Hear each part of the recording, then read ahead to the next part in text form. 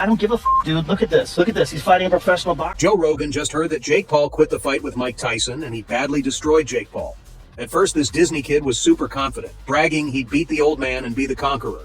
But at a recent press conference, Jake announced he's quitting the match, leaving everyone shocked. But before we dive into Joe Rogan's anger, you should know why he's so furious. Take a look at this. I literally can't wait to look across the ring and see him and give him a death stare. I want to see, bro. Let's see all the legends, the myths, because you're Iron Mike Tyson, but I have an iron chin. People know that. Like, I take shots, so I think people are underestimating that me being able to deal with his power, and that is something that is going to make it interesting. These are just glimpses into Jake Paul's words of confidence.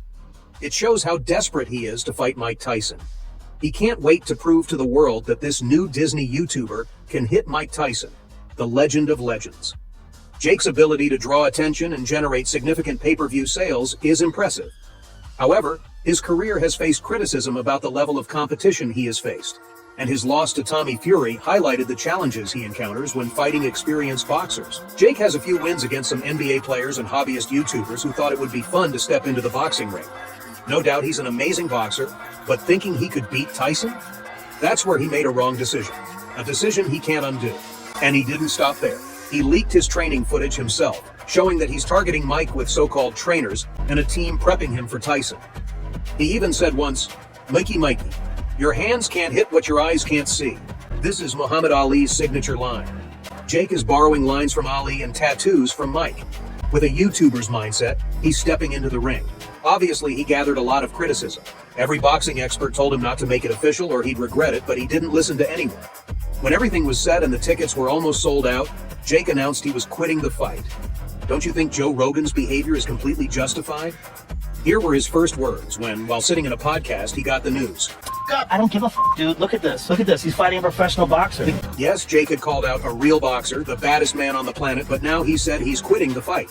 Okay, Jake, we get it. You want to save your life. You've realized that this exhibition fight won't give you a chance like it gave Roy Jones Jr. There will be no contract about not hitting in the head this time. You would have to bear Mike Tyson's punches landing straight on your face and get insurance for your body parts. Now, when this realization hits you, poof, you're out. Joe Rogan's frustration is palpable. He saw Jake's overconfidence as a ticking time bomb. Jake Paul talked big, borrowing phrases from legends and hyping himself up. But when faced with the reality of fighting Tyson, it seems he backed out. Rogan's anger is more than justified. He, like many fans, was looking forward to this clash of generations, only to be disappointed by Jake's retreat. Moreover, it's not like Jake canceled the fight out of the blue. He showed signs of fear a few days back while sitting with Mike Tyson. He said, I love this sport. All that stuff you just said don't mean shit. You never drew 100 million people or 70 million people to the fight, have you? We're around like 75 million. You never helped boxing before. Boxing helped you. But that's what the sport needed. Fight. No way. Bro, like, shut up. Jake was trying to tell Mike that whatever he does it for the sport or to entertain people. But man, asking Iron Mike for a fight isn't just entertainment anymore. Do you know what elite means? It means something specific, something not readily available to just anyone. Mike Tyson is that kind of boxer. As Joe Rogan said, very elite boxer. Like, I'm watching the combinations he throws, his movement, the way he steps and sets up shots, the way he's countering. He's a very high-level boxer. He's a real professional caliber boxer. Jake can't just, for the sake of fun, mess around with Tyson. Tyson roasted him asking, have you ever drawn even 100 million or 75 million people? The answer is obviously a big no. Jake hasn't and probably can't on his own. That's why he asked Tyson to step in. Joe Rogan revealed the secret behind Jake's move, saying, it's a brilliant move by Jake, because like if he was going to fight anybody else, people would watch, but would the same amount of people watch? No. Jake would never have gathered such a massive amount of viewership alone, or if he decided to fight someone else. But with Mike Tyson in the ring, people went crazy. They were eager to see Tyson beat Jake Paul. Now, with the fight canceled, people are even more upset. Jake has invited a lot of negativity upon himself by disrespecting Tyson, a man who is an undisputed heavyweight champion of boxing. Mike Tyson started boxing when he was just 10 years old. It all began with a pigeon. When he was around 10, another boy killed one of his pigeons, leading Tyson to retaliate physically.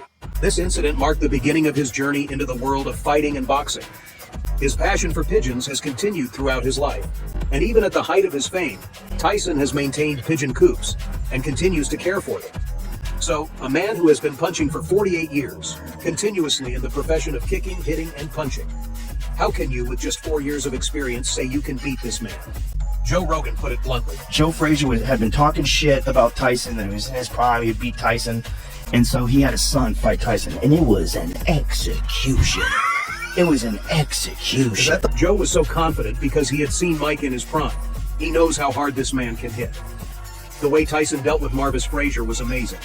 The fight lasted only 30 seconds. Tyson knocked Marvis out in the first round, showcasing his explosive power and aggressive style. Imagine that.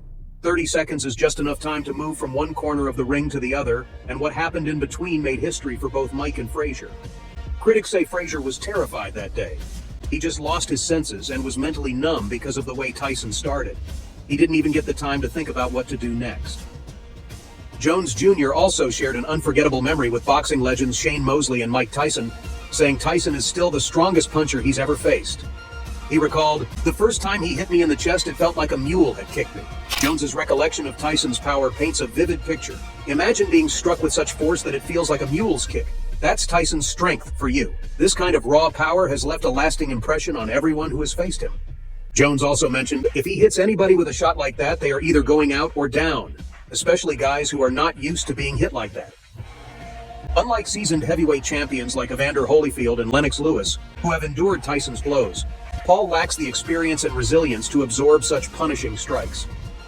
Jones compared Paul to these heavyweight titans, pointing out the significant disparity in experience and conditioning. While Holyfield and Lewis can withstand Tyson's onslaught, Paul might find himself vulnerable to Tyson's ferocious punching power. Jones further emphasized, with guys like Evander Holyfield and Lennox Lewis, these guys are bigger and can take it, but Jake Paul, I don't think he's going to be able to take that. If it hits him on the chin like that, we'll see, but it's going to be tough for him.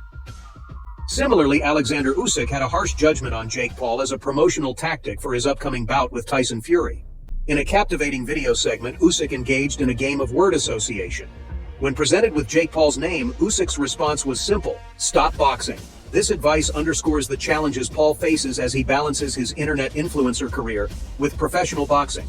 Usyk's words suggest that Paul might need to reconsider his career choices. Oh, and that hits hard. Joe Rogan didn't stop there. He dropped some truth bombs about Jake's future in boxing. Rogan remarked, "Look, man, after taking hits like that, I wouldn't be surprised if Jake decided to hang up the gloves for good. He's young. He's got his whole life ahead of him. And there's no shame in walking away to protect your health." Joe has a point. Boxing is no joke, especially when you're up against a heavyweight legend like Tyson. One wrong move and it could be game over, not just for the fight, but for your whole career. Jake might brush it off and act like it's no big deal, but deep down he's got to be thinking about what Joe said. Maybe this is a sign that it's time to hang up the gloves and focus on something else. There's more to life than just being a boxer, right? Rogan continued. Yo, Mike Tyson still hits the gym every single day, dude. And let me tell you, he's still got that devastating power he's famous for. Like, dang, talk about staying in shape. You might have seen him not just doing light workouts, he's training with Rafael Cordero, a legend in the MMA world. This guy runs King's MMA and is no joke.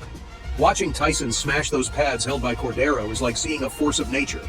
Tyson's power and intensity are still there, ready to mess up anyone who steps into the ring with him. So when you hear Joe Rogan's, I don't give a f if he's 55. That's still Mike Tyson. You can feel the seriousness in his voice. He's trying to drill it into Jake Paul's head that Tyson is not to be underestimated, no matter his age. What do you think? Will Mike forgive Jake for this insult, or is there a whole new era of battle waiting for us?